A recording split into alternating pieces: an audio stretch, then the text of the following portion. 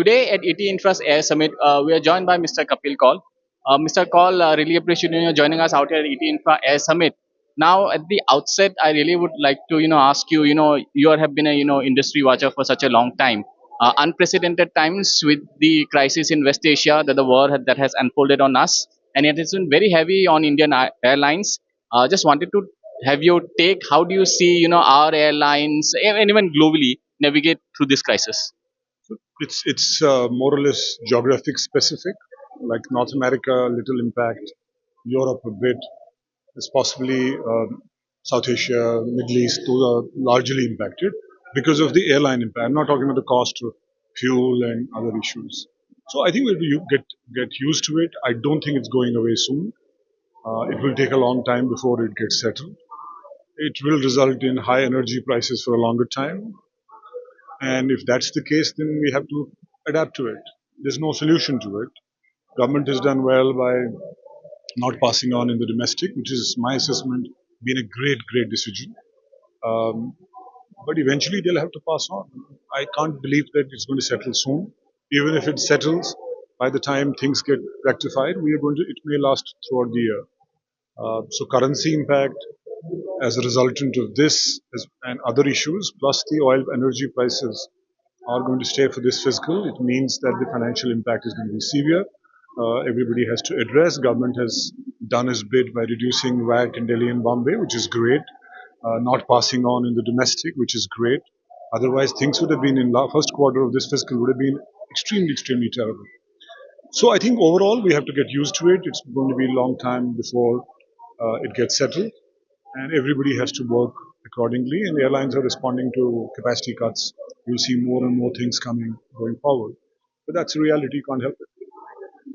Tough times call for tough measures. It has been some time and some years that we have seen new initiative or policy reforms in the aviation sector.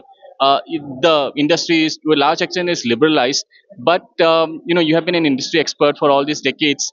In your view, what are the those areas where those reform agendas are yet to be sort of finished or accomplished, where the next round of reforms you see can be taken so that even the crisis that we are facing can also be navigated? So first of all, on the policy front, there is a very large agenda.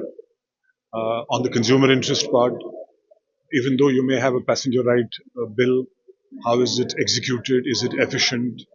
The on-time performance, the airlines are not so good. How is it relating to the compensation that you give? So the whole execution of the passenger right and educating them about their rights. I think that part is the first part.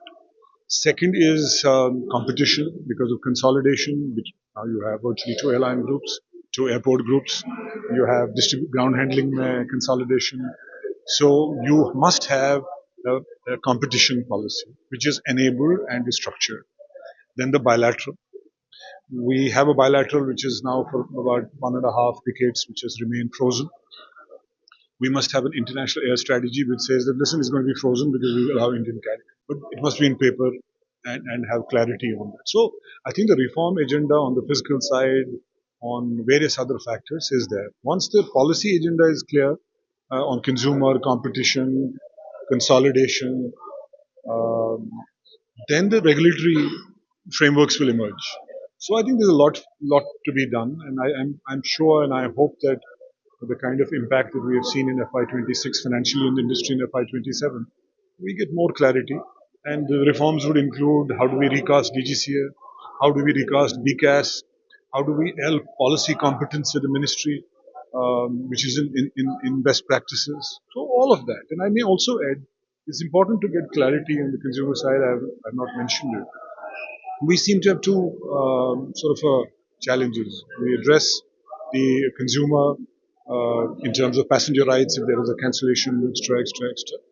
Yet the on-time performance of the industry is something that needs to be addressed. The moment you address all these consumer competition, consolidation, bilaterals, international air strategy, recasting of DGCA, recasting of BCAS, perhaps even looking at airport regimes which are more favorable to India. There's a lot to be done because industry continues to change very dramatically. So we have to address that. So there's a lot of reform agenda for the government to look at, and I'm sure they will do.